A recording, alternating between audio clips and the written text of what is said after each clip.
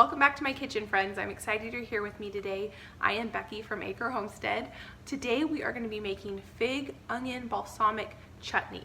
I've never made this before, and I'm actually combining two different recipes to make it because when I was searching for a fig onion balsamic chutney, I could not find one.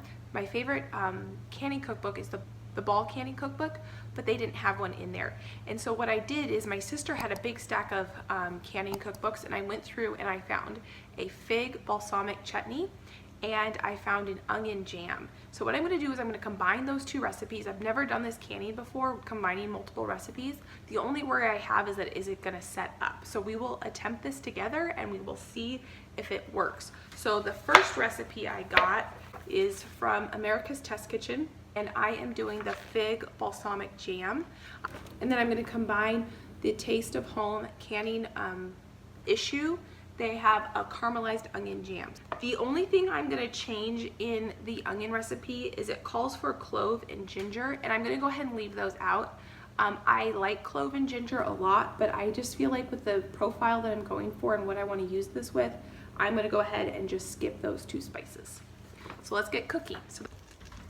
So I have a half a cup of butter in my pot, and I'm just going to melt this a little bit, and then I'm going to caramelize these onions. This is going to take a good 45 minutes probably to do. So I'm going to just have the stove on high while this butter melts, and then once the butter melts, we'll turn it really low and get the onions in here.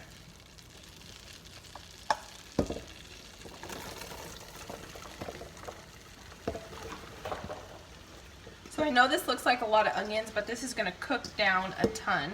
I am doubling this recipe. I'm doubling both the recipes actually. So I hope I like it because this is going to make a lot. So, to help sweat the onions, I'm going to salt it quite a bit. It doesn't say to add the salt till later, but I want the salt to help draw out some of that moisture, so I want to add it in the beginning.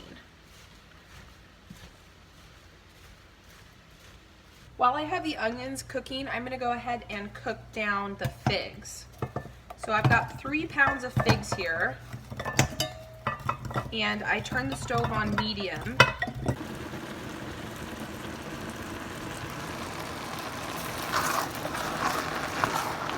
So I'm starting to get some color on these onions. I turned the stove way down because I don't want them to brown. I want them to caramelize. So I had it up at about a medium high as the water was evaporating out of the onions, but now that I'm starting to get some fond and coloring on them on the bottom of the pan, I'm turning it way down. And then my figs have been cooking for about 20 minutes as well, and I am going to go ahead and blend them up with the immersion blender. The recipe says to put them in a food processor, but I want to just use this. This is one of my favorite kitchen tools.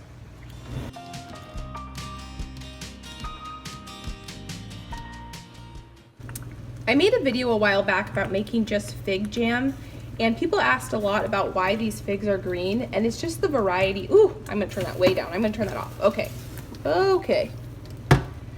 It's just the variety of figs they are. They're completely ripe, but they're green. So I don't know the variety because I inherited that tree when I bought my house.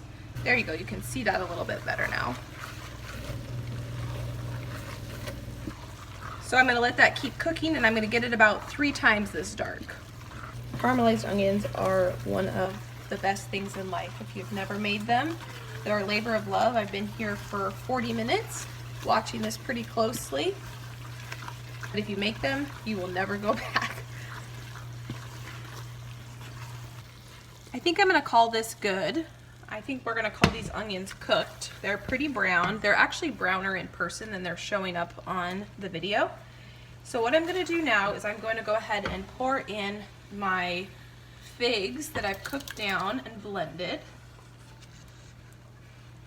And I'm going to turn this back up because what I have to do is add the sugar and the vinegar. And now I'm a little bit worried this all isn't going to fit in here because I have to add 7 cups of sugar to this.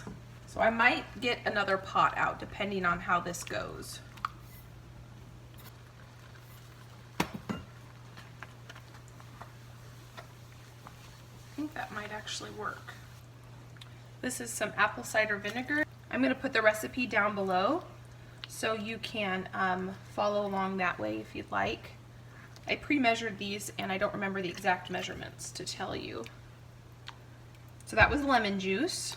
So we've got our apple cider vinegar, our lemon juice, and now our balsamic vinegar.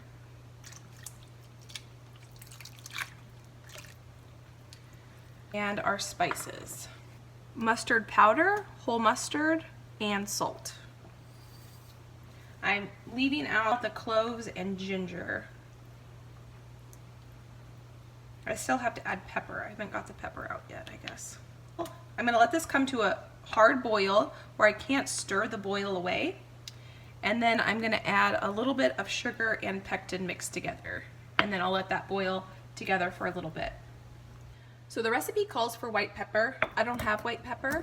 I have black pepper, so I'm going to go ahead and grind up quite a bit. I tasted this and oh my goodness, it is so good. It's pretty sweet and pretty tart, which is delicious. Two good combinations that balance each other out. But I think with a little extra black pepper and add a little bit of heat, we're gonna get a really good balance. So I don't know how much I have there. Maybe a tablespoon and a half. I'm gonna get this ground up and then I'm gonna throw this in there.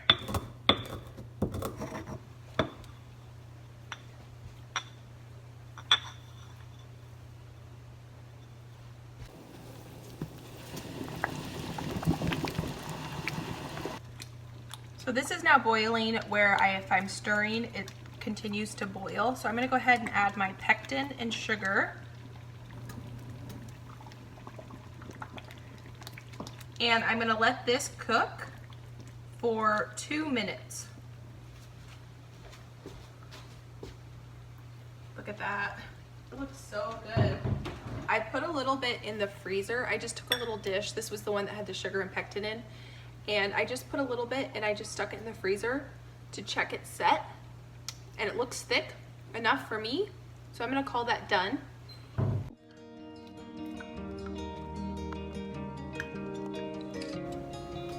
Look at that, that almost exactly fit 12 jars. I'm gonna put this one in the refrigerator since it's not completely filled. I won't worry about canning that one. So I'm gonna go ahead and wipe the rims down really well. And then we'll get the lids on. I have been wanting to make this recipe for over a year. We bought our property a year ago last November, and when I saw that fig tree out there, this was one of the first recipes that I was like, I have to make this, but I couldn't find a recipe, and so that's why it's taken me so long. I had spent some time with my sister the other day at her house, and we went through all her canning books, and that's how we was able to find the 2 recipes that I adapted to make this one. Just gonna go ahead and dry it because that last paper towel was a little bit damp.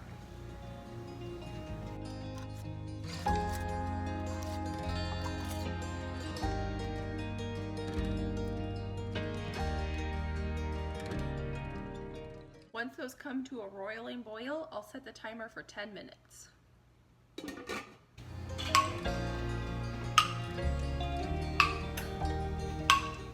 They are all finished up. I am going to go ahead and let them sit for 24 hours on my counter, and then I'll take the rings off, wipe any gumminess off, mark them on the top, and then I'll put them in the pantry. I'm super excited to have this in the pantry. It's been a year and a half in the making of wanting to make this fig onion balsamic jam, and I am so excited to have it. It is so good. I will let you guys know how I use this, and I will leave the 2 recipes down below because it was a combination of 2 recipes to make this. So I'll write the recipes down below. I hope you guys have a great day, and I can't wait to see you guys next time. Bye. So I'm putting these jars away, and I wanted to make sure I showed you that they did set up beautifully.